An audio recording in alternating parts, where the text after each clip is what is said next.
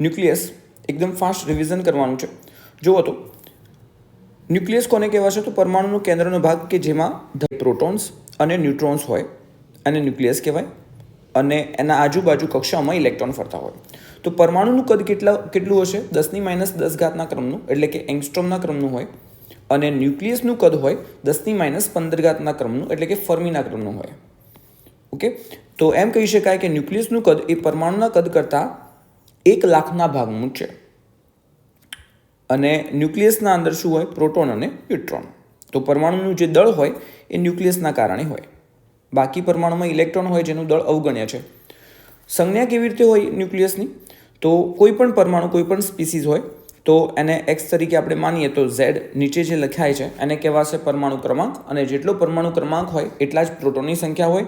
ઉપર આપણે દળ ક્રમાંક લખીએ છીએ, જેટલો દળ ક્રમાંક હોય એટલા ન્યુટ્રોન પ્લસ પ્રોટોનની સંખ્યાનો સરવાળો હોય. ઓકે, આ તમે જાણતા જ હશો. દળ, ન્યુક્લિયસનું દળ અથવા તો કોઈ પણ પરમાણુનું દળ છે એ આપણે એએમયુમાં માપીએ છીએ. એક પરમાણુના દળને શેમાં માપીએ છીએ? આપણે એએમયુમાં. એએમયુ મતલબ શું? કાર્બન 12નું દળ એનો 12મો ભાગ, અને એએમયુ કહેવાશે. તો આ જે વેલ્યુ મળ્યું એએમયુ એ એક પ્રોટોન અથવા તો એક ન્યુટ્રોનનું દળ છે.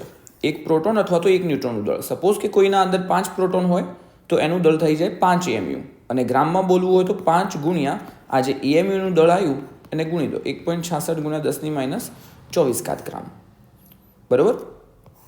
તો જે પરમાણુનું દળ હોય એ એના પ્રોટોન અને ન્યુટ્રોનના કારણે હોય, અને આપણે એક યુનિફાઈડ માસ મતલબ પ્રોટોનનું દળ અથવા તો ન્યુટ્રોનનું દળ લઈ દીધું, જેને આપણે એએમયુ કહેવાશે. અને કેવી રીતે લાવ્યું? કાર્બનના પરમાણુનું દળ એનો 12મો ભાગ. ન્યુક્લિયસના પ્રકારો કેટલા પ્રકારનું હોય? તો સમસ્થાનિકો હોય, સમદળીય હોય અને સમન્યુટ્રોનિક્સ હોય. સમસ્થાનિક મતલબ શું? સ્થાન સરખા. સ્થાન સરખા મતલબ પરમાણુ ક્રમાંક સરખા, તો ઝેડ સમાન હોય. સમદળીય મતલબ દળ સરખા હોય તો એ સમાન હોય. સમન્યુટ્રોનિક્સ મતલબ એ માઇનસ ઝેડ સરખા હોય. ન્યુટ્રોન મતલબ શું? એ માઇનસ ઝેડ, તો એ માઇનસ ઝેડ સરખા હોય, અને સમન્યુટ્રોનિક્સ કહેવાય. તો આના ઉપરથી પણ પ્રશ્ન ઘણી વખત આવે છે, જો કે વસ્તુ છે એકદમ ઇઝી. આના પછી ન્યુક્લિયસના ગુણધર્મો. તો ગુણધર્મોમાં આવી જશે એનું કદ, એનું દળ, એની ઘનતા વગેરે. તો ન્યુક્લિયસનું કદ એ ધ્યાન રાખવાનું તમારે કે ન્યુક્લિયસનું જે કદ છે, આ ન્યુક્લિયસ છે તો એનું કદ એના દળ ક્રમાંકના સમપ્રમાણમાં હોય. ન્યુક્લિયસનું કદ દળ ક્રમાંકના સમપ્રમાણમાં હોય તો વી ચલે છે એ કહેવાય. અને કદ એટલે શું? 4/3 πr³ ચલે છે શું આવી જશે? એ. અહીંયા આગળ જો આ તો વસ્તુ અચળાંક છે, તો અચળાંકને હું કાઢી નાખું તો r³ = શું આવી જાય? એ થઈ જાય. r³ = a. અને r ચલે છે શું આવશે? એની 1/3 આ ક્યુબ આ સાઈડ ગયો તો r ચલે છે શું આવશે? અંડરરૂટ નહીં, ઘનમૂળમાં, એટલે કે એની 1/3. જો અહીંયા છે r ચલે છે એની 1/3, ચલે છે હટાવો તો અચળાંક આવે r0 × એની 1/3. બરાબર? અને r0 ની કિંમત 1.2 ફર્મીના ક્રમની હોય. તો ધ્યાન, એક ક્રમની મતલબ 1.2 ફર્મી હોય. તો અહીંયા જુઓ, દળ ક્રમાંક વધે તો કદ પણ વધવાનું છે. તો એના ઉપરથી તમને એક રિલેશન મળે, r = r0 a⁴ મતલબ કે ઘનમૂળમાં a. ઓકે, અને r0 ની કિંમત થાય 1.2 ફર્મી, એટલે કે 1.2 × 10⁻15. તો આ ધ્યાન રાખજો, આ સૂત્ર દાખલા માટે જરૂર પડશે. ન્યુક્લિયસનું કદ તમને 2 ન્યુક્લિયસ આપી દે, એની ત્રિજ્યાઓ આપી દે, અને એનું એકનું દળ આપે તો બીજાનું દળ શોધવાનું હોય. મતલબ એકનું r1, બીજાનું તમારે r2 લઈ લેવાનું. એકનું તમને દળ આપેલું હોય, બીજાનું દળ શોધવાનું છે. તો r1/r2 અને આ r0 તો કોમન રહેવાનું. તો આવી રીતે આવો પ્રશ્ન બની શકે છે. ઓકે, ન્યુક્લિયસનું દળ એટલે શું થાય? આપણે વાત કરી કે એનું દળ શું આવશે? એ. મતલબ પ્રોટોન અને ન્યુટ્રોનની સંખ્યા. તમને થાય કે ઇલેક્ટ્રોન પણ છે, તો ઇલેક્ટ્રોનનું દળ એકદમ નેગ્લિજિબલ હોય, ખૂબ જ. બરાબર? એટલે આનું દળ છે ને 10⁻27 ક્રમનું હોય, અને આનું 10⁻31 ક્રમનું. મતલબ આનું દળ આના કરતાં ખૂબ ઓછું હોય, એટલે આપણે ગણતા નથી. એટલે આપણે એમ કહીએ છીએ પ્રોટોનનું જે પરમાણુનું દળ છે ને એ પ્રોટોન અને ન્યુટ્રોનના કારણે જ હોય. ઓકે, ઘનતા શું કહેવાય? તો આ સમજાઈ ગયું તમને, કદ અને એના પછી દળ, અને હવે આવશે ન્યુક્લિયસની ઘનતા. બધા ન્યુક્લિયસની ઘનતા કેવી હશે? સમાન. તો જો ઘનતા મતલબ શું? દળ ભાગ્યા કદ. અહીંયા ઘનતા મારે કિલોગ્રામ પ્રતિ મીટર ક્યુબમાં ગણવાની છે, તો દળ લખીશ હું કિલોગ્રામમાં, અને કદ આવશે મીટર ક્યુબમાં. ઓકે, તો જુઓ દળ કિલોગ્રામમાં, મતલબ કેવી રીતે, જેમ કે ન્યુક્લિયસના અંદર પ્રોટોનની સંખ્યા છે 5, 5 પ્રોટોન છે, તો દળ કેટલું થયું? 5 પ્રોટોન અને 5 ન્યુટ્રોન છે. માનો કે 5 પ્રોટોન છે અને 5 ન્યુટ્રોન, તો દળ કેટલું થયું? 5 mu. એનું દળ કેટલું થયું? 5 mu. ગ્રામમાં બોલવું હોય તો 5 ગુણ્યા 1.66 ગુણ્યા 10⁻24 ગ્રામ. કિલોગ્રામમાં બોલવું હોય તો ગુણ્યા 10⁻3 ગ્રામ. એટલે 5 ગુણ્યા 1.66 ગુણ્યા 10⁻27 થયું. મતલબ કે અહીંયા દળ, અહીંયા એમ એટલે શું? એમ મતલબ એનું દળ. તો દળ આપણે કોઈ પણ ન્યુક્લિયસ હોય આવી રીતે ગણી શકીએ. EMUમાં કન્વર્ટ કરો અને EMUની વેલ્યુ મૂકી દો. ઓકે, તો 4/3 પાઈ આર ક્યુબ, તો 3 × m × a. હવે તમને થાય આ m અને a શું છે? દળની જગ્યાએ m અને a કેમ લખ્યા? કોઈ નહીં, આ ખાલી એક અચળાંક મૂકેલા છે કે સપોઝ કે 5 પ્રોટોન 5 ન્યુટ્રોન છે, તો 10 અને એનો મતલબ એનો મતલબ શું? 10 અને m મતલબ એનું દળ માપવાનું છે, તો દળ માટે આપણે 1.66 ગુણ્યા 10⁻27 વડે ગુણવું પડે એ જ. તો એ મતલબ કે એનું દળ ક્રમાંક, તો દળ ક્રમાંક લખ્યો અને પછી એનું જે દળનું જે EMUનું વેલ્યુ હોય એ, તો m × e છે. ઓકે, તો છેદનો છેદ અંશમાં જશે 3ma/4 પાઈ અને r ક્યુબ મતલબ શું? r0 a⁴ અને ક્યુબ, તો 3 કટ અને ઉપરથી એ પણ કટ થઈ જશે, તો 3m/4 પાઈ r ક્યુબની 3 ઘાત આવશે અને પછી એને બધાના વેલ્યુ મૂકી દો, તમને ઘનતા મળશે 3 × 10⁻17 કિલોગ્રામ પ્રતિ મીટર ક્યુબ. અને આ ઘનતા છે ને બધા ન્યુક્લિયસ માટે લગભગ સમાન જ હોય. તો બધા ન્યુક્લિયસ માટે ઘનતા કેવી હશે? સમાન હશે. ન્યુક્લિયસમાં લાગતા બળો, હવે જુઓ કેટલા બળો લાગે ન્યુક્લિયસમાં? તો ગુરુત્વાકર્ષી બળ ન્યુક્લિયસમાં, મતલબ કે આ છે આપણું ન્યુક્લિયસ, આ કક્ષાઓ હશે. તો ન્યુક્લિયસના અંદર ન્યુટ્રોન પણ હોય, પ્રોટોન પણ હશે, ન્યુટ્રોન પણ હોય, પ્રોટોન પણ હોય, ન્યુટ્રોન પણ હોય, પ્રોટોન પણ હોય. તો અહીંયા આગળ ન્યુટ્રોન વચ્ચે પણ બળ લાગવાનું, પ્રોટોન વચ્ચે પણ બળ લાગવાનું અને ન્યુટ્રોન પ્રોટોન વચ્ચે પણ બળ લાગવાનું. મતલબ આ બળ પ્લસ માઇનસ વાળું બળ હશે નહીં. આ ન્યુક્લિયર બળ છે, એક નવા પ્રકારનું બળ છે જેને ન્યુક્લિયર બળ કહેવાય. તો બીજા કયા પ્રકારના બળ લાગે? એક તો ગુરુત્વાકર્ષી બળ જે સૌથી નબળું હોય, એક અપાકર્ષી સ્થિત વિદ્યુતીય બળ, મતલબ પ્રોટોન વચ્ચે જે લાગે ગુરુત્વાકર્ષી બળ કરતાં થોડુંક નબળું હોય. અને ત્રીજું આવશે સૌથી સ્ટ્રોંગ ન્યુક્લિયર બળ, અને એ બળ પ્રોટોન અથવા તો પ્રોટોન ન્યુટ્રોન અથવા તો ન્યુટ્રોન વચ્ચે લાગે. મતલબ ન્યુક્લિયસમાં જકડી રાખવાવાળું બળ છે કયું? ન્યુક્લિયર બળ, જે પ્રોટોન અપાકર્ષણ કરતાં પ્રબળ હશે. મતલબ કે પ્રોટોન વચ્ચે જે અપાકર્ષણ થાય અને એના કારણે પ્રોટોન દૂર ભાગી જાય, મતલબ કે આ પ્રોટોન અને આ પ્રોટોન એમના વચ્ચે અપાકર્ષણ થાય તો દૂર ભાગી જાય, તો ન્યુક્લિયસ સ્ટેબલ રહી જ ના શકે. પણ આ દૂર ભાગવાવાળા બળ એટલે કે અપાકર્ષણ કરતાં બે પ્રોટોન વચ્ચેનું આકર્ષણ બળ કેવું વધારે હશે? મતલબ કે ન્યુક્લિયર બળ કેવું લાગશે? આ દૂર ભગાડવાવાળા બળ કરતાં વધારે પ્રબળ હશે અને એટલા માટે ન્યુક્લિયસ સ્ટેબલ રહી શકે છે. અને કોના કારણે? ન્યુક્લિયર બળ કરતાં. તો આ પ્રકારના બળને શું કહેવાશે? ન્યુક્લિયર બળ. કેવું હોય? તો જુઓ, ડિસ્ટન્સ પર મેટર કર્યા. આ કોઈ ધન વિદ્યુત ભાર અને ઋણ વિદ્યુત ભાર વચ્ચે લાગે એ વસ્તુ છે નહીં. ધન અને ઋણ વચ્ચે પણ લાગે અને પોઝિટિવ વચ્ચે, પોઝિટિવ નેગેટિવ વચ્ચે પણ લાગશે, 0 વચ્ચે પણ લાગશે. મતલબ કે લઘુ અંતરીય છે, મતલબ ઓછા અંતર માટે જ આ બળ લાગુ પડે. બહુ દૂર હોય બે વસ્તુ તો આ બળ લાગવાનું છે નહીં. લઘુ અંતરીય છે. કેટલું અંતર હોવું જોઈએ? 3 થી 4 ફર્મી સુધી. મતલબ અંતર ઉપર આધાર રાખશે. વિદ્યુત ભારથી સ્વતંત્ર છે. વિદ્યુત ભારને કોઈ લેવા દેવા છે નહીં ન્યુક્લિયર બળને. ભ્રમણ આધારિત, સમાન ભ્રમણ કરતા ન્યુક્લિયસમાં વધુ પ્રબળ બળ લાગશે.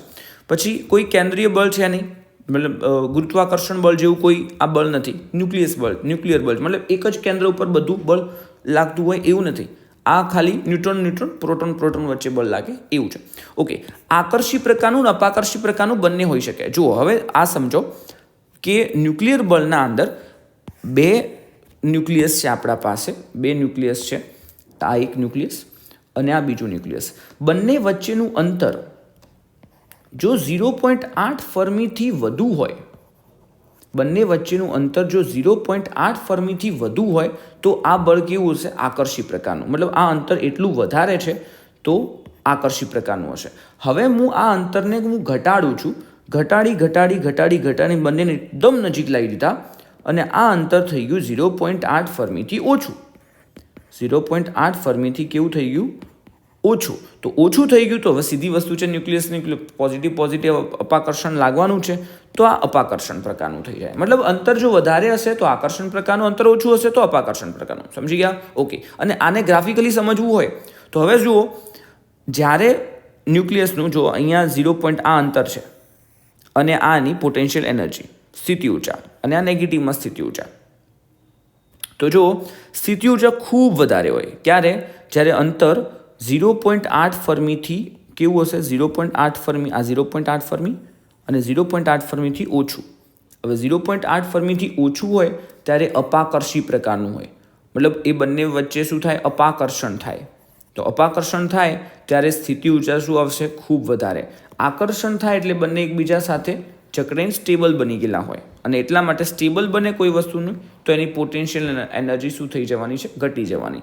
તો જો જેમ જેમ અંતર વધતું જાય એમ આકર્ષણ વધતું જશે. જો 0.8થી ઓછું હોય ને ત્યારે અપાકર્ષણ થાય એટલે પોટેન્શિયલ એનર્જી ખૂબ વધારે હોય. આપણે હાલ અહીંયા જેટલા આપણે પૃથ્વીની સપાટીથી ઉપર જવાના ને એટલું આપણી પોટેન્શિયલ એનર્જી વધવાની, એમ જેટલું આમના વચ્ચે અપાકર્ષણ થવાનું એટલી પોટેન્શિયલ એનર્જી વધારે હશે.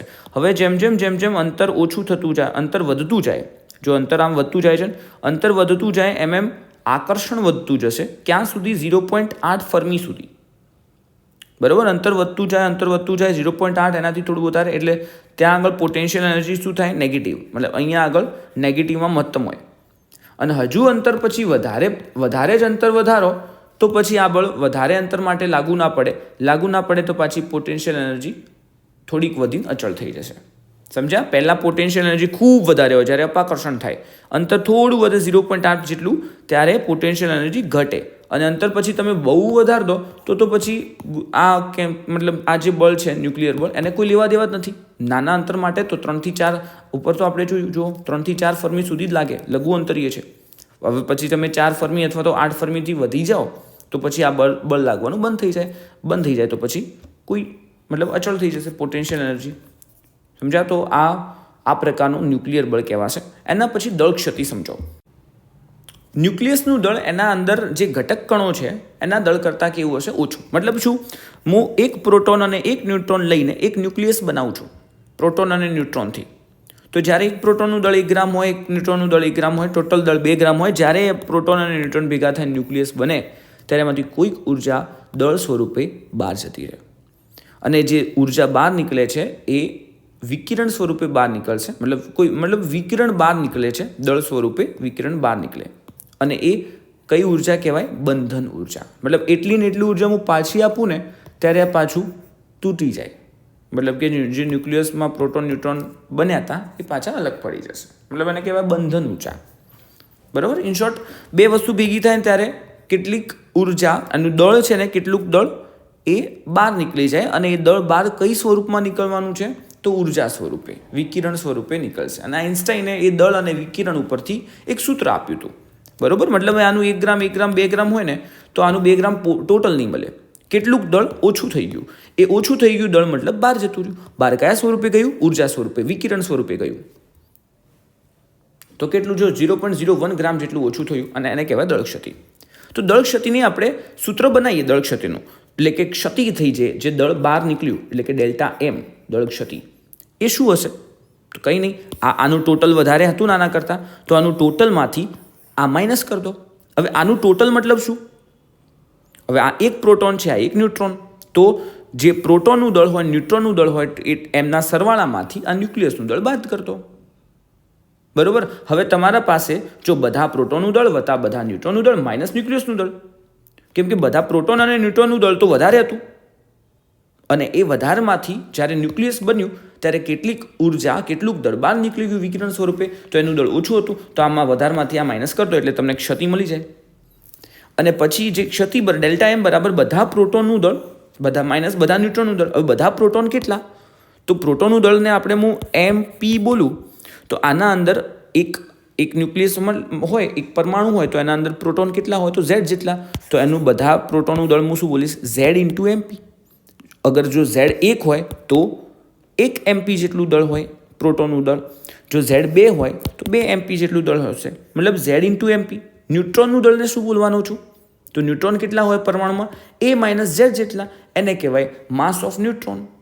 તો માસ ઓફ પ્રોટોન પણ કેટલાનું? ઝેડ જેટલા. માસ ઓફ ન્યુટ્રોન કેટલાનું? A માઇનસ ઝેડ જેટલા. મતલબ બધા પ્રોટોનના દળમાંથી એનો સરવાળો કર્યો બધા ન્યુટ્રોનના દળ સાથે અને એમાંથી ટોટલ ન્યુક્લિયસનું દળ બાદ કરી દીધું તો મને મળી ગઈ દળ ક્ષતિ.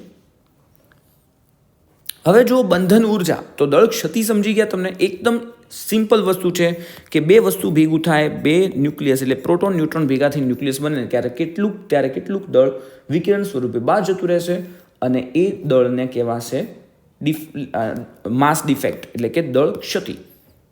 બરાબર? અને એનું આ છે સૂત્ર. હવે એ જ એટલું દળ જે બહાર નીકળ્યું ને એ મારા પાસે એક ઉર્જા સ્વરૂપે નીકળ્યું, વિકિરણ સ્વરૂપે મતલબ એક ઉર્જા સ્વરૂપે નીકળ્યું. એનું એ જ દળ એટલી ને એટલી ઉર્જા હું પાછી આપું ને તો આ પાછું તૂટી જશે. બરાબર? તો એને શું કહેવાશે? બંધન ઉર્જા. એ બંધને, એ ન્યુક્લિયસને તોડવા માટે જે ઉર્જા આપવી પડે એને બંધન ઉર્જા કહેવાય. તો જ્યારે ન્યુક્લિયસ બન્યું, આમાંથી ભેગું થઈને આ ન્યુક્લિયસ બન્યું ત્યારે જેટલી ઉર્જા બહાર નીકળીને એટલી હું ઉર્જા પાછી આપી દઉં તો ન્યુક્લિયસ તૂટી જાય. તો એ ઉર્જાને શું કહેવાશે? એની બંધન ઉર્જા. મતલબ કે જે ડેલ્ટા એમ છે ને ઉર્જા સ્વરૂપે એને જ કહેવાશે એની બંધન ઉર્જા. તો ન્યુક્લિયસને છૂટા પાડવા માટે જે જરૂરી ઉર્જા છે, મૂલ્ય ધન હોય અથવા તો દળ ક્ષતિને સમતુલ્ય હોય. જુઓ, દળ ક્ષતિ જેટલી પણ હશે, મતલબ કે જેટલું ડેલ્ટા એમ મળ્યું હતું બહાર, જેટલું વિકિરણ સ્વરૂપે દળ ગયું હતું, જે ઉર્જા બહાર ગઈ હતી એટલું દળ હું પાછું એટલી ઉર્જા હું પાછી આપી દઉં તો એને કહેવાશે બંધન ઉર્જા. તો જો બોન્ડિંગ એનર્જી દળ ક્ષતિ બરાબર બંધન ઉર્જા ચલે છે દળ ક્ષતિ. જેટલી દળ ક્ષતિ વધારે હશે, જેટલું દળ બહાર વધારે જાય વિકિરણ સ્વરૂપે એટલું મારે એ પદાર્થને વધારે ઉર્જા આપવી પડે. મતલબ કે જેટલી દળ ક્ષતિ વધારે ઉર્જા આપવી પડે એનો મતલબ શું? એ ન્યુક્લિયસ સ્ટેબલ છે. એનો મતલબ શું? જેટલું દળ બહાર વધારે જશે ને, ડેલ્ટા એમ દળ ક્ષતિ જેટલી વધારે આવશે ને એટલું એ ન્યુક્લિયસ વધારે સ્ટેબલ બનશે. સમજ્યા? A પ્લસ બી બંને ભેગું થઈને AB ન્યુક્લિયસ બને છે અને આના અંદરથી જેટલી દળ ક્ષતિ ડેલ્ટા એમ મને વધારે મળવાનું, જેટલું દળ બહાર વધારે જાય છે, મતલબ દળના અંદર ઘટાડો જેટલો વધારે થાય એટલે કે વિકિરણ સ્વરૂપે ઉર્જાનો વ્યય થઈ જાય છે અને જેટલો વધારે વ્યય થશે એટલું આ ન્યુક્લિયસ કેવું બનવાનું? સ્ટેબલ. કેમ કે એને તોડવા માટે મારે વધારે ઉર્જા આપવી પડશે. વધારે ઉર્જા આપવી પડે એટલે ન્યુક્લિયસ સ્ટેબલ હોય. તો બોન્ડિંગ એનર્જી ચલે છે દળ ક્ષતિ, તો બોન્ડિંગ એનર્જી બરાબર ચલે છે ને હટાવી દો તો એ અચળાંક આવે c². તો ડેલ્ટા એમ ઇન્ટુ c². અને આ આઇન્સ્ટાઈને સૂત્ર આપ્યું હતું E=mc². એવું જ છે, એવું નહીં, એ જ છે. હવે તમે વસ્તુ વિચારો, એક વસ્તુ કે જે દળ ક્ષતિ હોય ડેલ્ટા એમ એટલે કે કેટલું દળ બહાર જાય છે. જ્યારે A plus B gives AB nucleus બને છે ત્યારે કેટલું દળ બહાર જાય? તો જો હું માનું કે એ જે દળ બહાર જાય છે ને એ AMU જેટલું છે. કેટલું? AMU જેટલું. તો એક AMU જેટલું છે એમ માની લઉં છું. તો એ જો એક AMU દળ બહાર જાય છે તો કેટલી એનર્જી બહાર નીકળે છે એનું એક હું સોલ્યુશન કેલ્ક્યુલેશન હાલ લાવી દઉં. પછી એક AMU માટેનું કેલ્ક્યુલેશન બહાર લાવી દીધું ને તમે કે જે A અને B ન્યુક્લિયસ AB ન્યુક્લિયસ બને ત્યારે કેટલું દળ બહાર જાય છે. તો જેટલું દળ બહાર જાય, એક AMU જેટલું દળ બહાર જાય ત્યારે કેટલી એનર્જી બહાર નીકળવાની છે એ હું એનું કેલ્ક્યુલેશન લઈ દઉં. તો હવે સપોઝ તમને પૂછે કે 5 AMU જેટલું દળ બહાર જાય છે તો કેટલી એનર્જી? તો એને ગુણ્યા 5 જ કરવાના. ઓકે, તો ચલો, ડેલ્ટા એમ એટલે દળ ક્ષતિ એ એક AMU હોય, ડેલ્ટા એમનું મૂલ્ય એક AMU હોય તો મુક્ત થતી ઉર્જા કેટલી? તો આપણા પાસે E બરાબર mc² છે. એમ કેટલા? 1.66 × 10⁻27, c² 3 × 10⁸. તો આ આવી ગયું જૂલમાં, આ આવી ગયું ઇલેક્ટ્રોન વોલ્ટમાં અને આટલું દળ એનર્જી. જ્યારે હું એમ બરાબર શું લઉં છું? એક AMU. આ તો એક AMUનું જ વેલ્યુ છે ને 1.66 × 10⁻27. ત્યારે એનર્જી કેટલી રિલીઝ થાય છે? 931 × 10⁶ ઇલેક્ટ્રોન વોલ્ટ. મતલબ એનર્જી કેટલી થાય? 931 મેગા ઇલેક્ટ્રોન વોલ્ટ. મતલબ કે તમને જ્યારે એમ કે આ A પ્લસ આ B, A ન્યુક્લિયસ મતલબ કે એક A છે, B છે, એમાંથી AB ન્યુક્લિયસ બને છે ત્યારે કેટલું દળ બહાર નીકળે છે? એક AMU જેટલું દળ બહાર નીકળે. તો તમે શું કહેવાના છો? કેટલી ઉર્જા, દળ કેટલું, માસ ડિફેક્ટ કેટલી આવે છે? દળ ક્ષતિ એક AMU જેટલી. અને જો માસ ડિફેક્ટ એક AMU જેટલી આવે તો E=mc² બરાબર આ એક AMU ગુણ્યા પ્રકાશનો વેગ. આ જૂલમાં આવશે ભાગ્યા 1.66 × 10⁻19 કરો તો ઇલેક્ટ્રોન વોલ્ટમાં આવશે અને ગુણ્યા 10⁶ છે તો મેગા ઇલેક્ટ્રોનનું. તો જો 1 AMU જેટલી દળ ક્ષતિ હોય ને તો કેટલી ઉર્જા બહાર નીકળવાની છે? તો E બરાબર 931 મેગા ઇલેક્ટ્રોન વોલ્ટ જેટલી ઉર્જા બહાર નીકળે. પણ જરૂરી નહીં કે દર વખતે 1 AMU જેટલું જ દળ ક્ષતિ આવે. તો જેટલી પણ દળ ક્ષતિ આવે, તમારા પાસે દળ ક્ષતિ કંઈ પણ હોય, એને તમે એ દળ ક્ષતિને કોના વડે ગુણી દશો? તો જો દળ ક્ષતિ 1 AMU હોય તો કેટલી ઉર્જા નીકળવાની છે? 931 મેગા ઇલેક્ટ્રોન વોલ્ટ. દળ ક્ષતિ જો 2 AMU હશે તો કેટલી ઉર્જા નીકળશે? 2 ગુણ્યા 931 મેગા ઇલેક્ટ્રોન વોલ્ટ.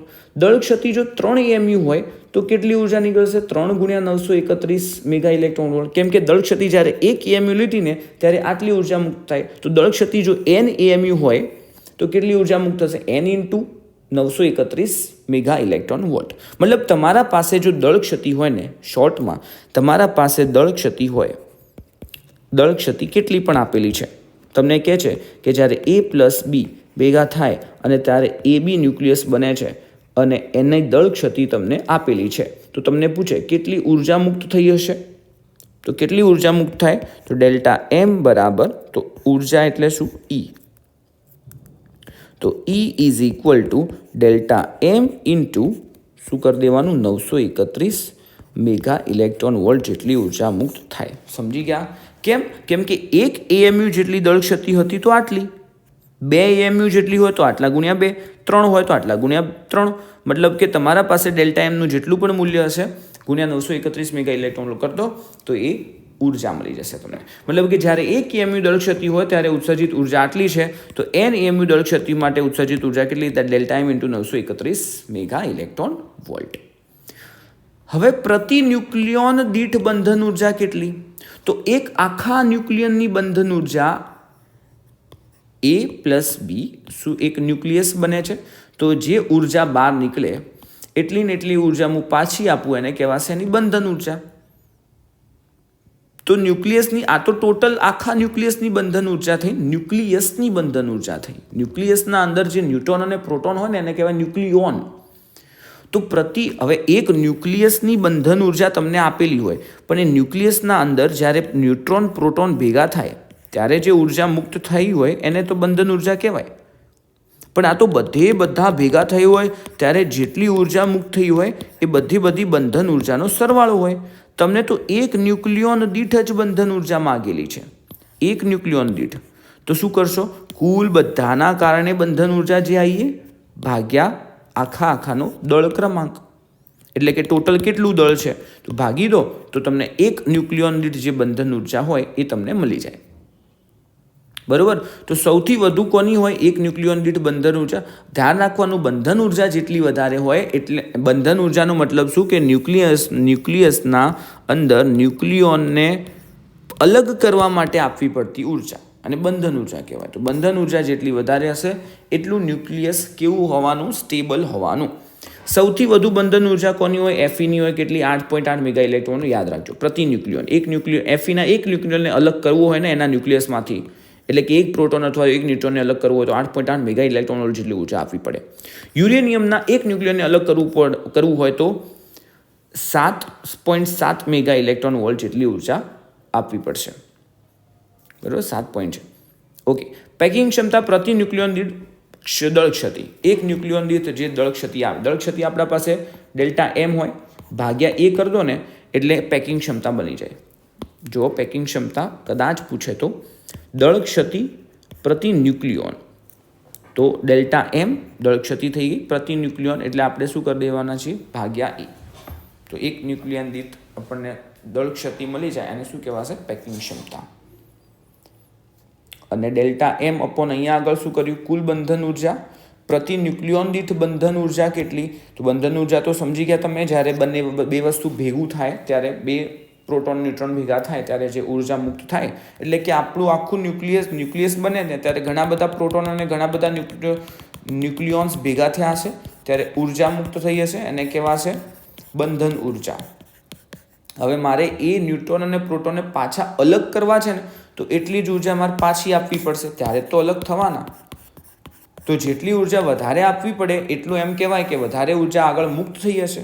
મતલબ કે વધારે ઉર્જા આપવી પડે છે તો વધારે સ્ટેબલ ન્યુક્લિયસ હશે. અને એક ન્યુક્લિયન દીઠ બંધન ઉર્જા મતલબ કુલ બંધન ઉર્જા ભાગ્યા દળ ક્રમાંક કરી દો. અને સૌથી વધુ એફીની અને સૌથી ઓછી યુરેનિયમની હશે. ઓકે, એના પછી આવે છે ન્યુક્લિયર પ્રક્રિયાઓ. અને યુરેનિયમની સૌથી ઓછી હોય એટલા માટે યુરેનિયમનો ઉપયોગ થાય છે ન્યુક્લિયર રિએક્ટરના અંદર. હવે જો ન્યુક્લિયર પ્રક્રિયાઓ બે પ્રકારની હોય, ન્યુક્લિયર વિખંડન અને ન્યુક્લિયર સંલયન. વિખંડન મતલબ શું કે તમે જ્યારે કોઈ ન્યુટ્રોનનો મારો ચલાવો છો એક ન્યુક્લિયસ ઉપર, તો મતલબ સિમ્પલ વર્ડમાં એ તો પછી ચલો વાત કરીએ, પણ વિખંડન મતલબ શું, એક મોટું ન્યુક્લિયસ છે ને એ બે નાના ન્યુક્લિયસમાં વિભાજન પામે ને ત્યારે કેટલીક ઉર્જા મુક્ત થાય, એને કહેવાય ન્યુક્લિયર વિખંડન. અને સંલયન મતલબ શું, બે ભેગા થઈને એક મોટું ન્યુક્લિયસ બને ત્યારે પણ કેટલીક ઉર્જા મુક્ત થવાની છે, એને કહેવાય ન્યુક્લિયર સંલયન. તો મોટા ન્યુક્લિયસ પર ન્યુટ્રોનનો મારો ચલાવો તમે, મોટા ન્યુક્લિયસ ઉપર ન્યુટ્રોનનો મારો ચલાવો એટલે ન્યુટ્રોન એના અંદર જતો રહેવાનો, અંદર આવી ગયો જુઓ, અને એ અનસ્ટેબલ બનાવી દેશે, અસ્થાયી ન્યુક્લિયસ બનાવી દેશે, અને પછી એ બે ભાગમાં વિભાજિત પામશે, એને કહેવાય મતલબ નાના ન્યુક્લિયસમાં ફેરવાય, એને કહેવાય ન્યુક્લિયર વિખંડન. અને બે ન્યુક્લિયસ ભેગા બને અને એક મોટું ન્યુક્લિયસ બને, મતલબ બે નાના ન્યુક્લિયસ ભેગા થઈને એક મોટું ન્યુક્લિયસ બને ને ન્યુક્લિયર સંલયન કહેવાશે. હવે વિખંડન એટલે શું, અને ધ્યાન રાખવાનું, ન્યુક્લિયર વિખંડનમાં જે ઉર્જા મુક્ત થાય ને એ વધારે હોય, ખૂબ વધારે હોય ન્યુક્લિયર સંલયન કરતાં. વિખંડનની ઉર્જા સંલયનની ઉર્જા કરતાં ખૂબ વધારે હશે. એના પછી આવી જશે આપણું ન્યુક્લિયર વિખંડન. પ્રોપર ન્યુક્લિયર વિખંડન કોને કહેવાય? તો જો આપણા પાસે યુરેનિયમ 92-235 છે, એના ઉપર ન્યુટ્રોનનો મારો ચલાવો તમે, એટલે શું થાય, જો ન્યુટ્રોન એના અંદર એડ થઈ જાય. તો ન્યુટ્રોન એડ થાય તો પરમાણુ ક્રમાંક એડ થવાનો ના, ન્યુટ્રોન પાસે શું પરમાણુ ક્રમાંક, પણ દળ ક્રમાંક તો છે 1, તો દળ ક્રમાંક એડ થઈ ગયો, જો 236 થઈ ગયો. અને આ વસ્તુ જે યુરેનિયમ 236 વાળું જે વસ્તુ છે ને એ યુરેનિયમનું અસ્થાયી સમઘટક છે, બરોબર, એટલે કે ન્યુટ્રોન અંદર એડ થઈ ગયો એટલે અસ્થાયી સમઘટક છે ને, તો એ તૂટવાનો. શેમાં તૂટે? બેરિયમમાં, ક્રિપ્ટોનમાં અને 3 ન્યુટ્રોનમાં. તો બેરિયમ એટલે 56-141, ક્રિપ્ટોન 36-92, ન્યુટ્રોન. હવે તમને થાય કે ફિક્સ છે આ? ના, આ ફિક્સ હોય નહીં, પણ આ ફિક્સ હોય અને ઉર્જા ફિક્સ હોય કે જ્યારે યુરેનિયમનું વિખંડન થાય ત્યારે 200 મેગા ઇલેક્ટ્રોન વોલ્ટ જેટલી ઉર્જા મળે. પણ એમાંથી અહીંયા બેરિયમ બનવાનું છે કે ક્રિપ્ટોન બનવાનું છે એ કોઈ ફિક્સ હોય નહીં. હા, પણ એ ફિક્સ હોય કે અહીંયા આગળ દળ બંનેનું થઈને કેટલું થવાનું, આના જેટલું પ્લસ આના જેટલું. જેમ કે જુઓ, 236 પ્લસ 1 235 પ્લસ 1 236 થયું, તો આ 141 અને 92 અને પ્લસ આ 3, તો ટોટલનું તમે 3નું દળ કરશો ને તો આના જેટલું થઈ જશે 236. જો 141 પછી 92 અને આ 3 ન્યુટ્રોન, એક ન્યુટ્રોનનું 1 તો 3નું 3 થાય ને, તો 3 ને 2 5 ને 6 આવી ગયો 6, અને 9 ને 4 13, તો આવી ગયો 3 અને 2 એટલે 236 થઈ ગયું ને. મતલબ કે દળ કેવું રહેશે, સરખું. અને સાથે પરમાણુ ક્રમાંક પણ શું આવશે, આનો પરમાણુ ક્રમાંક 92, આનો પરમાણુ ક્રમાંક 92, તો પરમાણુ ક્રમાંકમાં પણ કોઈ ફેરફાર થશે નહીં. સાથે અહીંયા આગળ શું થવાનું છે, મોટા પ્રમાણમાં એટલે 200 મેગા ઇલેક્ટ્રોન વોલ્ટ જેટલી ઉર્જા મુક્ત થાય. એક યુરેનિયમનું વિખંડન થાય ત્યારે 3 પેટા ન્યુટ્રોન બને અને 200 મેગા ઇલેક્ટ્રોન વોલ્ટ જેટલી ઉર્જા મુક્ત થાય. તો આના અંદર કેટલી ઉર્જા મુક્ત થાય કેલ્ક્યુલેશન કરવું હોય ને આના ઉપરથી, તમારે આ જ વસ્તુ આવશે કે જ્યારે તમે એક આ વસ્તુ અને આ વસ્તુ ભેગું થયું, બંનેનું એક સંલયન થયું, અથવા તો યુરેનિયમ 235 એના અંદર તમે ન્યુટ્રોનનો મારો ચલાવ્યો અને એક બીજું ન્યુક્લિયસ બન્યું, ત્યારે કેટલી ઉર્જા મુક્ત થઈ હશે? તો શું કરશો, ડેલ્ટા એમ, દળ ક્ષતિ શોધી દો. તો કેવી રીતે દળ ક્ષતિ શોધશો? ઉર્જા કેટલી મુક્ત થાય તો પહેલાં દળ ક્ષતિ શોધવી પડે ને, કેમ કે ઉર્જા મુક્ત થાય બરાબર કેટલી ઉર્જા મુક્ત થાય તો શું આવે, દળ ક્ષતિ ગુણ્યા 931 મેગા ઇલેક્ટ્રોન વોલ્ટ. તો પહેલાં દળ ક્ષતિ લાવો એને આટલાથી ગુણી દો. તો દળ ક્ષતિ મતલબ શું, આ બાજુ ટોટલ દળ એમાંથી નિપજનું ટોટલ દળ. હવે આનું વધારે હશે, આનું થોડું ઓછું હશે, જે ડિફરન્સ આવશે એ દળ ક્ષતિનો આવશે. જો આનું ટોટલ દળ કેટલું 235, એક્ઝેક્ટ દળ પાછું મૂકવાનું આના અંદર 235.039, 235 લખ્યું છે પણ એક્ઝેક્ટ. પછી આ કેટલું, તમને એમ લાગતું હશે કે હાલ તો આ 236 ને આ 236 થયું, પણ એમ નહીં, પોઈન્ટ ટુ પોઈન્ટ લેવાનું. 235.039 આનું દળ કેટલું છે, 1 પોઈન્ટ આટલું, માઇનસ આનું દળ આટલું, અને આનું દળ આટલું અને ન્યુટ્રોનનું દળ આટલું. બાદબાકી કરી દેશો એટલે તમને ડેલ્ટા એમ મળી જશે કેટલો 200 મેગા ઇલેક્ટ્રોન. ડેલ્ટા એમ મળશે તમને કેટલો 0.2153 AMU. અને એ ડેલ્ટા એમને તમે અહીંયા થોડુંક ડેલ્ટા એમ ના હોય, અહીંયા એનર્જી હોય, ઉર્જા. તો ઉર્જા જોઈતી હોય તો એ ડેલ્ટા એમને તમારે શેના વડે ગુણી દેવું પડે 931 મેગા ઇલેક્ટ્રોન વોલ્ટ. એટલે તમને જવાબ આવી જાય 200 મેગા ઇલેક્ટ્રોન વોલ્ટ. બરોબર.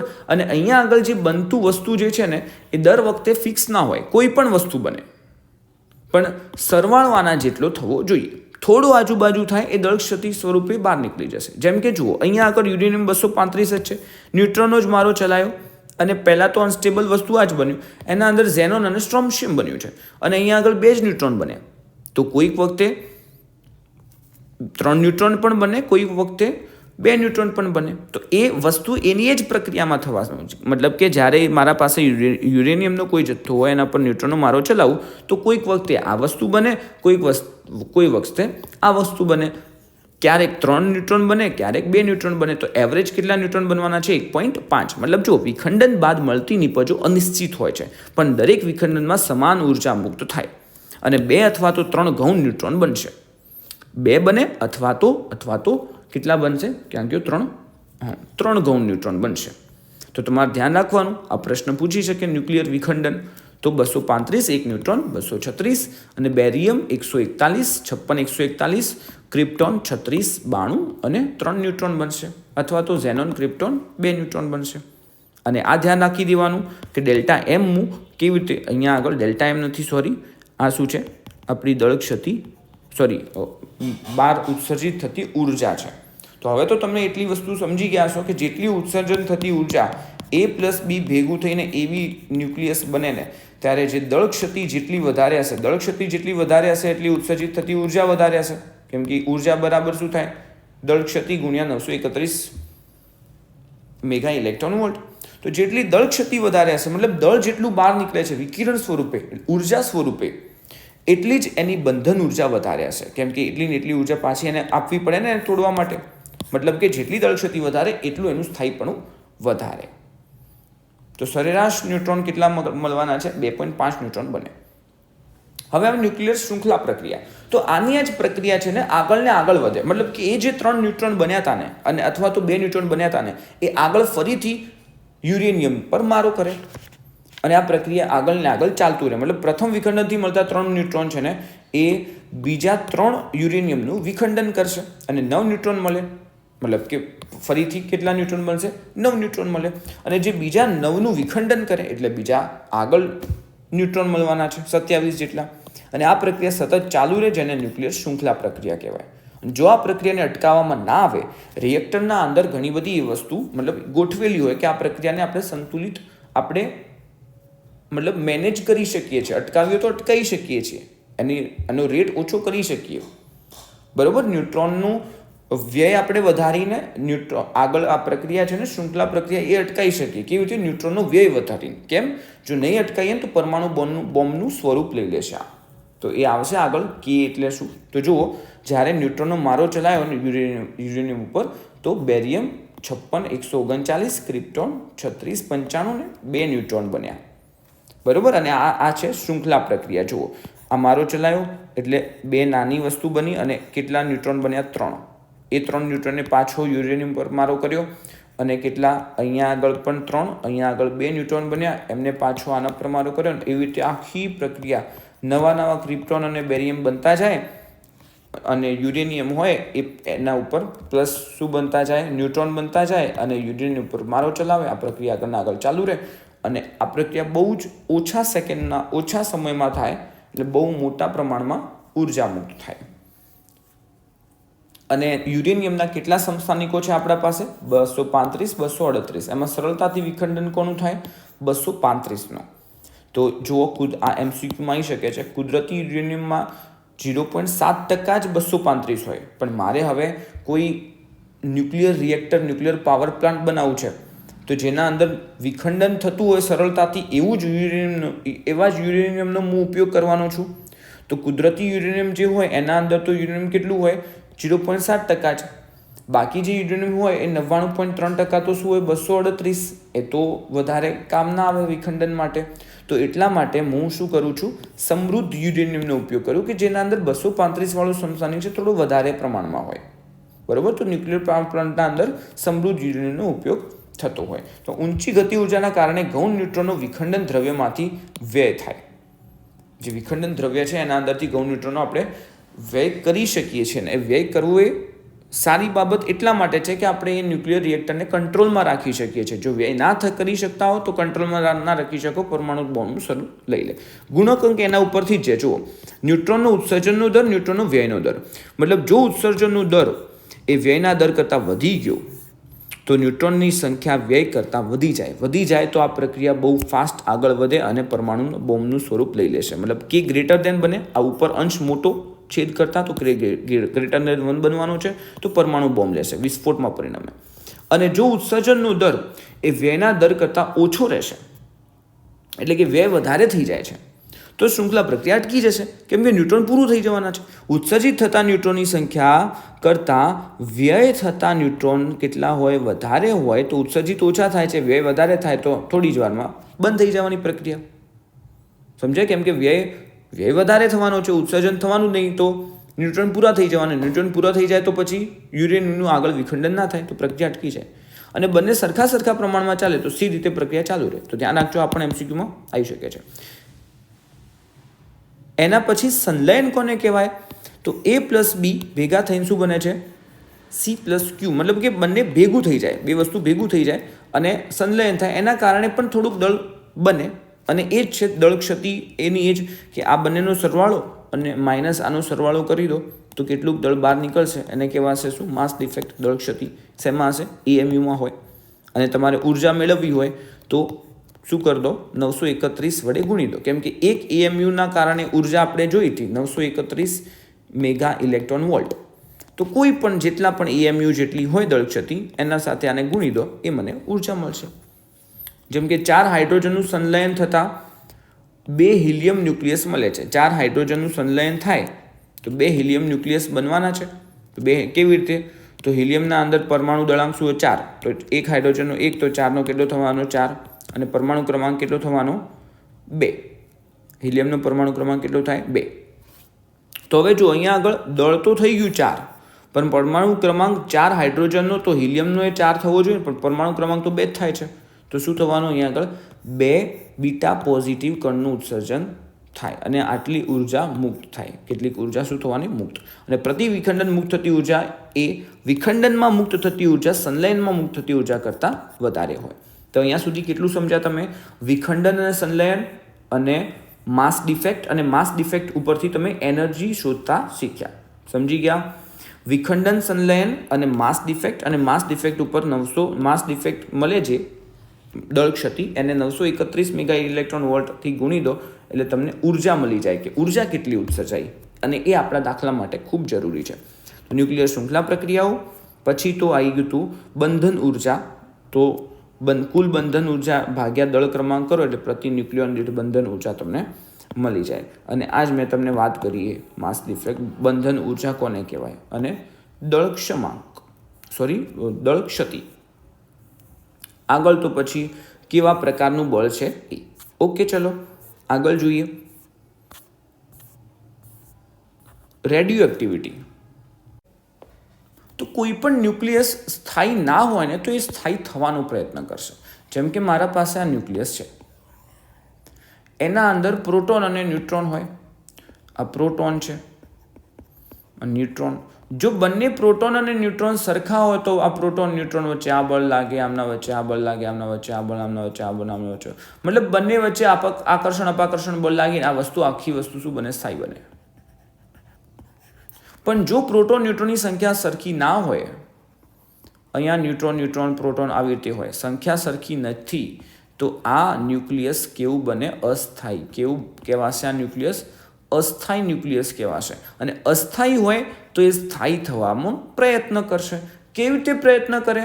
તો જો ન્યુટ્રોન વધારે હોય તો એ ન્યુટ્રોન કન્વર્ટ થાય પ્રોટોનમાં. અને જો પ્રોટોન વધારે હોય તો પ્રોટોન કન્વર્ટ થાય છે એમાં ન્યુટ્રોનમાં. હવે ન્યુટ્રોન વધારે હોય અને પ્રોટોનમાં કન્વર્ટ થાય, ન્યુટ્રોન વધારે હોય અને પ્રોટોનમાં કન્વર્ટ થાય તો એને શું કહેવાશે? Beta negative decay. એ હવે અહીંયા સમજો. જુઓ, આપણા પાસે જે આ ઝેડ રેખા છે, તો જે ન્યુક્લિયસ આ ઝેડ રેખા અથવા તો એની આજુબાજુ હોય એ બધા ન્યુક્લિયસ કેવા કહેવાશે? સ્ટેબલ. આ પણ સ્ટેબલ કહેવાય. આ પણ જો જેમના અંદર પ્રોટોનની સંખ્યા વધારે છે ન્યુટ્રોન કરતાં, મતલબ અહીંયા કોઈ ન્યુક્લિયસ આવે તો એમાં જુઓ પ્રોટોન આટલા, ન્યુટ્રોન આટલા, મતલબ પ્રોટોનની સંખ્યા ખૂબ વધારે છે ન્યુટ્રોન કરતાં, તો એમના અંદર પ્રોટોન્સ એમાં કન્વર્ટ થવાના ન્યુટ્રોનમાં. એટલે કે પ્રોટોનની સંખ્યા ઓછી થાય, ન્યુટ્રોનની સંખ્યા વધે. જો પ્રોટોનની સંખ્યા ઓછી થઈ, ન્યુટ્રોનની સંખ્યા વધી, તો મતલબ કે એ ક્યાં આગળ જાય? કઈ દિશામાં જશે? આ બાજુ. એટલે પ્રોટોન ઘટાડશે, ન્યુટ્રોન વધારશે. કેવી રીતે? તો એમના અંદર જે પ્રોટોન છે એ કન્વર્ટ થાય છે એમાં ન્યુટ્રોનમાં. પ્રોટોન કન્વર્ટ થશે ન્યુટ્રોનમાં અને એને કહેવાશે બીટા પોઝિટિવ ડીકે. અને હવે આમના અંદર જો ન્યુટ્રોન વધારે હોય, સમજો ન્યુટ્રોન 60, અહીંયા આગળ કોઈ વસ્તુ હોય તો ન્યુટ્રોન 60, પ્રોટોન તો 10 જ. તો એટલા માટે એ ન્યુટ્રોન ઘટાડે અને પ્રોટોન વધારે. તો ન્યુટ્રોન અહીંયા આગળ ન્યુટ્રોન કન્વર્ટ થવાના છે શેમાં? પ્રોટોનમાં. એને કહેવાશે બીટા નેગેટિવ ડીકે. સમજ્યા? બીટા પોઝિટિવ મતલબ શું? પ્રોટોન ન્યુટ્રોનમાં કન્વર્ટ થાય. બીટા નેગેટિવ મતલબ ન્યુટ્રોન પ્રોટોનમાં કન્વર્ટ થાય. ગ્રાફ એકદમ મગજમાં ફિટ કરી દેજો. જે સામે છે એ બીટા પોઝિટિવ ઉપર હોય એ નીચે તરફ આવશે અને બીટા નેગેટિવ નીચે હોય. જો પોઝિટિવ ઉપર તરફ એ નીચે તરફ આવે, નેગેટિવ નીચે તરફ એ ઉપર તરફ જાય. હવે ઉપરવાળું નીચે તરફ આવે ને પ્રોટોન કન્વર્ટ થાય ન્યુટ્રોનમાં, નીચેવાળું ઉપર તરફ જાય ન્યુટ્રોન કન્વર્ટ થાય પ્રોટોનમાં. બરાબર? આલ્ફા ડીકે મતલબ શું? એ સ્ટેબલ થવા માટે He+2નું ઉત્સર્જન કરશે. એ સ્ટેબલ થવા માટે શેનું ઉત્સર્જન કરશે? He+2. અને જ કહેવાય આલ્ફા કણ.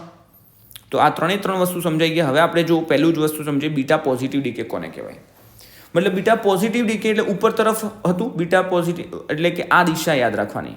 એટલે પ્રોટોન ઘટે, ન્યુટ્રોન વધે. જો પ્રોટોનનું ન્યુટ્રોનમાં સ્થળાંતર થાય, પ્રોટોનનું સ્થળાંતર ન્યુટ્રોનમાં. પ્રોટોનનું સ્થળાંતર ન્યુટ્રોનમાં થાય ત્યારે એક E+, મતલબ ન્યુટ્રોન બન્યું છે ને, ન્યુટ્રોન, તો ન્યુટ્રીનો બનશે. બરાબર? આને કહેવાય ન્યુટ્રીનો. મતલબ પ્રોટોનનું ન્યુટ્રોનમાં સ્થળાંતર થાય તો આ ન્યુટ્રીનો બને. તમારે ખાસ આ ધ્યાન રાખવાનું, ઝેડમાંથી શું બને? Z-. મતલબ કે પ્રોટોનનું ન્યુટ્રોનમાં સ્થળાંતર થયું તો પ્રોટોન જતા રહ્યા ને તો Z-1 બનશે અને એને બીટા પોઝિટિવ ડીકે અને આને ન્યુટ્રીનો બન્યો એમ કહેવાશે. અને આમના અંદર હવે પ્રોટોનનું સ્થળાંતર ન્યુટ્રોનમાં થયું ને તો પ્રોટોનની સંખ્યા ઓછી થઈ, ન્યુટ્રોનની સંખ્યા વધી. મતલબ છેદ નાનો થયો, અંશ મોટો થયો તો ગુણોત્તર વધે અને ન્યુટ્રીનો બને. તો ગુણોત્તર વધે, ન્યુટ્રીનો બને. આ પ્રક્રિયા લખી રહ્યો. આ સામાન્ય પ્રક્રિયા પ્રોટોન ન્યુટ્રોનમાં સ્થળાંતર થાય. બીટા પ્લસ છે તમને ખબર પડી જાય. ઓકે, હવે એના પછી આપણે વાત કરી બીટા નેગેટિવ છે.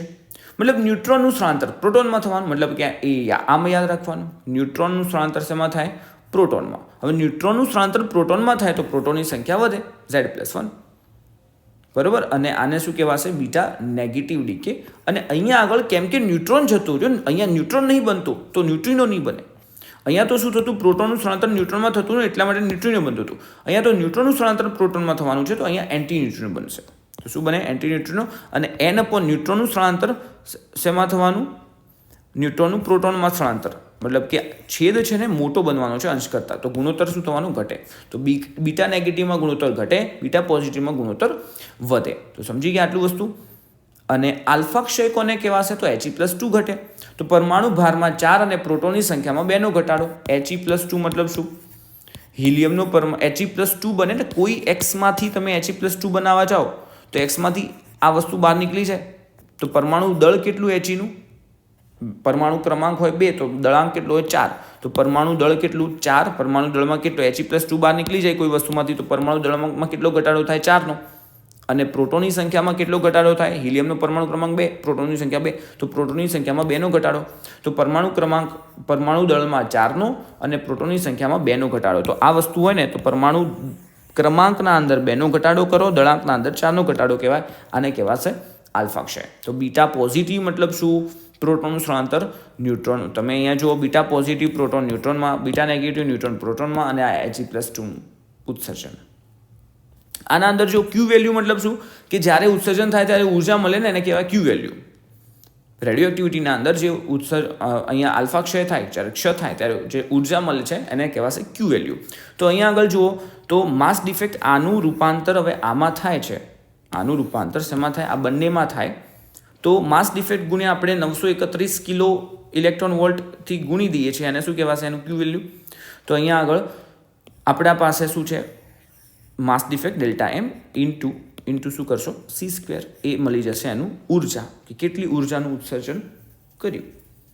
બરાબર. આ જેટલું પણ હોય આપણે એને, અથવા તો આને 931 વડે ગુણી દઈએ, કિલો 931 મેગા ઇલેક્ટ્રોન વોલ્ટ એના વડે ગુણી દો તો પણ તમને ઉર્જા મળી જશે. તો માસ ડિફેક્ટ એટલે કે આનું દળ, એમાંથી આ બંનેનું ટોટલ દળ બાદ કરી દો તો થોડુંક દળ ક્યાં ગયું હશે? બહાર, ઉર્જા સ્વરૂપે. બરાબર. અને એ ઉર્જા સ્વરૂપે દળ બહાર ગયું હશે એને કહેવાશે ક્યુ વેલ્યુ. અહીંયા ચલે છે હટાવ્યું તો આપણે શું આવી ગયું? c². તો આપણને ખબર જ છે E = delta M into c². Delta M મતલબ દળ ક્ષતિ. અને અહીંયા આગળ બીટા પોઝિટિવ, બીટા નેગેટિવ. હવે ગામા ક્ષય કોને કહેવાય? તો સમજો એક વસ્તુ કે જ્યારે પરમાણુના અંદર, ન્યુક્લિયસના અંદર જ્યારે પ્રોટોનનું ઉત્સર્જન થાય, મતલબ પ્રોટોનનું ઉત્સર્જન થાય એને શું કહેવાય? પ્રોટોન ન્યુટ્રોનમાં કન્વર્ટ થાય. પ્રોટોન ન્યુટ્રોનમાં કન્વર્ટ થશે એને શું કહેવાનું છે આપણે? Beta positive decay. પ્રોટોન ન્યુટ્રોનમાં એટલે મતલબ આ દિશામાં, યાદ કરો પેલો ગ્રાફ. એના પછી આ દિશામાં આમ જાય તો ન્યુટ્રોન શેમાં કન્વર્ટ થાય? પ્રોટોનમાં. અને કહેવાય બીટા નેગેટિવ. ન્યુટ્રોન બને છે તો આમાં ન્યુટ્રિનો બનવાનું, અને ન્યુટ્રોન અહીંયા વપરાય તો અહીંયા શું બનવાનું? અહીંયા ન્યુટ્રિનો બને, અહીંયા એન્ટી ન્યુટ્રિનો બને. ઓકે, આ તો ખાલી ઉપરવાળું વસ્તુ રિવાઇઝ કરાયું. હવે જ્યારે આ વસ્તુ થતું હોય ને તો ન્યુક્લિયસમાં પણ શું હોય? પરમાણુની જેમ કક્ષાઓ હોય, નીચી કક્ષા, ઉપરની કક્ષા, એવું. તો પરમાણુની જેમ ન્યુક્લિયસ પણ ઘણા ઉર્જા સ્તરો ધરાવે, અને ન્યુક્લિયસ એ ઉર્જા સ્તરોમાં જોવા મળે. જેમ કે પહેલું ઉર્જા સ્તર, બીજું, ત્રીજું, એમ. જેના અંદર એક ન્યુક્લિયન અહીંયા છે, પ્રોટોન, ન્યુટ્રોન અહીંયા, પ્રોટોન અહીંયા, આવી રીતે ઘણા બધા ઉર્જા સ્તરો હોય. ન્યુક્લિયસના અંદર પણ ઘણા બધા ઉર્જા સ્તરો હોય. ઘણા બધા મતલબ ઉર્જા સ્તરો ધરાવે જેમાં ન્યુક્લિયોન્સ ગોઠવાયેલા હોય ન્યુક્લિયસના અંદર. તો જ્યારે આલ્ફા ક્ષય અથવા તો બીટા ક્ષય થાય ને, બીટા પોઝિટિવ, બીટા નેગેટિવ, કોઈ પણ, તો આલ્ફા ક્ષય, બીટા ક્ષય પછી એ જનીન ન્યુક્લિયસ છે ને, આમાંથી નીકળી તો ગયું, ચલો ન્યુટ્રોન બન્યો, ન્યુટ્રોન ગયો અથવા તો પ્રોટોન ગયો, પણ જે જનીન ન્યુક્લિયસ છે ને એ ઉત્તેજિત અવસ્થામાં આવી જાય. આવું આલ્ફા ક્ષય, બીટા ક્ષય થાય ને ત્યારે. અને પછી ઉત્તેજિત અવસ્થામાં આવે મતલબ એના અંદર જે ન્યુક્લિયોન્સ છે ને એ એની ઉપરની કક્ષામાં જતા રહ્યા હોય.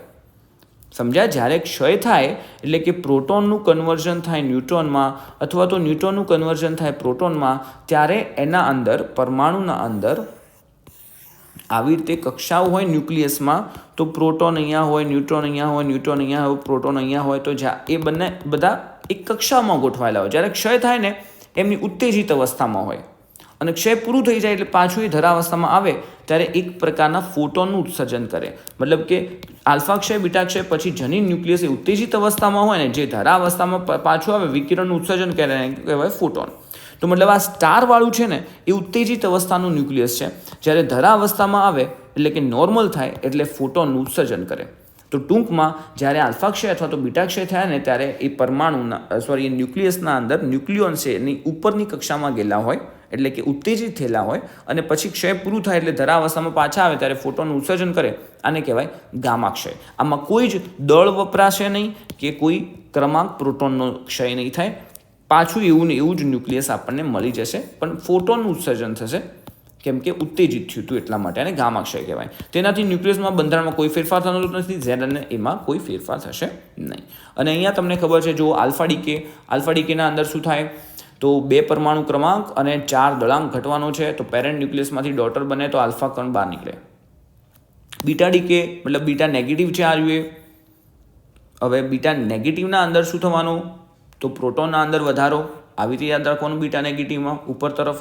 તો પ્રોટોન વધે, અને બીટા નેગેટિવના અંદર પ્રોટોનથી ન્યુટ્રોનનો રેશિયો શું થાય? કેમ કે ન્યુટ્રોન વધે છે ને તો છેદ મોટો થાય તો એનો ગુણોત્તર ઘટે. નેગેટિવમાં ઘટે, પોઝિટિવમાં ગુણોત્તર વધવાનો છે. તો અહીંયા ઝેડમાંથી શું બને છે? Z plus. મતલબ કે અહીંયા પ્રોટોનની સંખ્યા વધે છે. પ્રોટોનની સંખ્યા વધશે, ન્યુટ્રોનની સંખ્યા ઓછી થાય. તો અહીંયા જો આપણે પ્રોટોનની સંખ્યા વધે અને ન્યુટ્રોનની સંખ્યા ઓછી થાય અને શું બોલ્યા હતા આપણું આર્યું જુઓ ન્યુટ્રોન પ્રોટોનમાં કન્વર્ટ થાય, ન્યુટ્રોનની સંખ્યા ઓછી થાય, પ્રોટોનની સંખ્યા વધે અને બીટા નેગેટિવ ડીકે બોલતા હતા. તો આ શું છે બીટા નેગેટિવ ડીકે, જેમાં પ્રોટોન ન્યુટ્રોન શેમાં કન્વર્ટ થાય છે પ્રોટોનમાં, એટલે પ્રોટોનમાં એકનો વધારો થાય અને બીટા પાર્ટિકલ બહાર નીકળે. અહીંયા આગળ જો ન્યુટ્રોન પ્રોટોનમાં કન્વર્ટ થાય છે તો પ્રોટોન જ્યારે ન્યુટ્રોનમાં કન્વર્ટ થાય તો ન્યુટ્રીનો બહાર નીકળશે, પણ અહીંયા તો ન્યુટ્રોન પ્રોટોનમાં કન્વર્ટ થાય તો એન્ટી ન્યુટ્રીનો બહાર નીકળે. તો બીટા ડીકે મતલબ અહીંયા શું છે બીટા નેગેટિવ ડીકે. પોઝિટ્રોન એમિશન મતલબ બીટા પોઝિટિવ ડીકે. આ જો દેખાય છે બીટા પોઝિટિવ ડીકે, તો જેના અંદર બીટા પોઝિટિવ મતલબ આવી રીતે યાદ રાખવાનું. બીટા પોઝિટિવ મતલબ શું થવાનું છે પ્રોટોન એ ન્યુટ્રોનમાં કન્વર્ટ થાય, પોઝિટિવમાં પ્રોટોન ન્યુટ્રોનમાં કન્વર્ટ થાય ધ્યાન રાખવાનું, અને નેગેટિવમાં ન્યુટ્રોન પ્રોટોનમાં કન્વર્ટ થવાનું. તો પ્રોટોન ન્યુટ્રોનમાં કન્વર્ટ થાય તો આ ઝેડ છે ને ઘટી જાય Z-1 અને એન્ટી ન્યુટ્રીનો બનશે, એને કહેવાય પોઝિટ્રોન. એના પછી ઇલેક્ટ્રોન કલ્ચર એ યાદ રાખવાની મતલબ આપણા સિલેબસમાં છે નહીં, પણ ઇલેક્ટ્રોનનું ઉત્સર્જન થાય છે, અહીંયા એક્સરે બને. અને ગામા એમિશન મતલબ શું કશું જ નહીં, કોઈ વસ્તુનું ઉત્સર્જન થવાનું, ઉત્સર્જન મતલબ કોઈમાં કન્વર્ઝન નહીં થવાનું, પણ જ્યારે કન્વર્ઝન થાય ને ત્યારે એ જે ન્યુક્લિયસ છે ઉત્તેજિત અવસ્થામાં હોય એ પાછું રેડિયેશન મુક્ત થઈને એ ધરાવસ્થામાં આવે, એને કહેવાશે ગામા રે. તો ગામા રે પોઝિટ્રોન એમિશન અને પછી બીટા પાર્ટિકલ આલ્ફા પાર્ટિકલ. તમે સમજી ગયા હશો આલ્ફા બીટા અને ગામા ડીકે અને દળ ક્ષતિ ચેપ્ટરમાં મેઇન પોઈન્ટ જ આ છે. આલ્ફા બીટા અને ગામા ડીકે, પછી દળ ક્ષતિ અને દળ ક્ષતિ ઉપરથી એનર્જી, બસ બીજું તો કોઈ છે નહીં. ન્યુક્લિયર સંલયન અને ન્યુક્લિયર વિખંડન એ બંને પ્રક્રિયાઓ છે, એના અંદર પણ દાખલા જે છે ને એ મેઇન વસ્તુ શેના અંદરથી આવે છે દળ ક્ષતિ અને બંધન ઉર્જા ઉપરથી. તો દળ ક્ષતિ અને બંધન ઉર્જા આપણે સમજી ગયા. ઓકે, અને આ જે આકર્ષી અપાકર્ષી પ્રકારનું બળ, તો આ હતું આપણું ન્યુક્લિયસ.